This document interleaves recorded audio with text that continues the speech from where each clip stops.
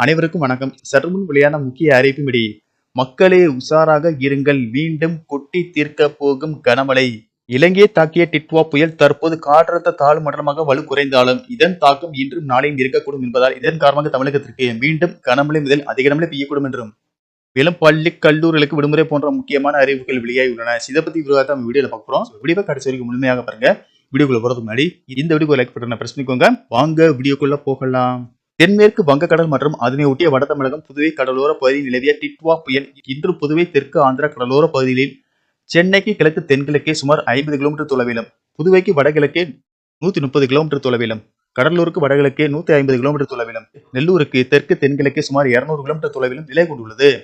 இது அடுத்த 12 மணி நேரத்தில் காற்றழுத்த தாழ்வு மண்டலமாக வலு குறைந்து சென்னையிலிருந்து 30 கிலோமீட்டர் தொலைவில் இருக்கக்கூடும். காற்றழுத்த தாழ்வு மண்டலமாக வலு குறைந்தாலும் தமிழ்நாட்டில் பரவலாக இன்றும் நாளையும் கனமழை பெய்யக்கூடும் என்றும், குறிப்பாக வட தமிழகத்தில் கனமழையின் தாக்கம் அதிகமாக இருக்கும் என கணிக்கப்பட்டுள்ளது. மேலும் கனமழை காரணமாக மாணவரின் நலன் கருதி நாளை பள்ளி கல்லூரிகளுக்கு விடுமுறை விடப்படும் என்று தெரிவிக்கப்பட்டுள்ளது.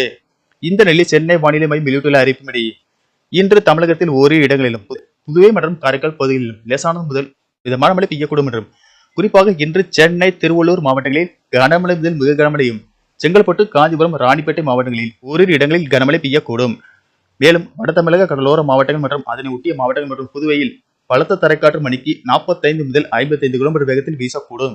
நாளை தமிழகத்தில் ஓரிரு இடங்களிலும் புதுவை மற்றும் காரைக்கால் பகுதியிலும் இடி மின்னலுடன் கூடிய லேசானது முதல் மிதமான மழை பெய்யக்கூடும் என்றும், சென்னை செங்கல்பட்டு காஞ்சிபுரம் திருவள்ளூர் ராணிப்பேட்டை புதுச்சேரி மற்றும் காரைக்கால் மாவட்டங்களில் மழைக்கு வாய்ப்புள்ளதாக தெரிவிக்கப்பட்டுள்ளது.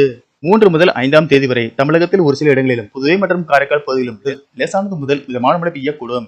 மேலும் வருகிற 7ஆம் தேதி வரை தமிழகம் புதுவை மற்றும் காரைக்கால் பகுதிகளில் லேசானது முதல் மிதமான மழை பெய்யக்கூடும்.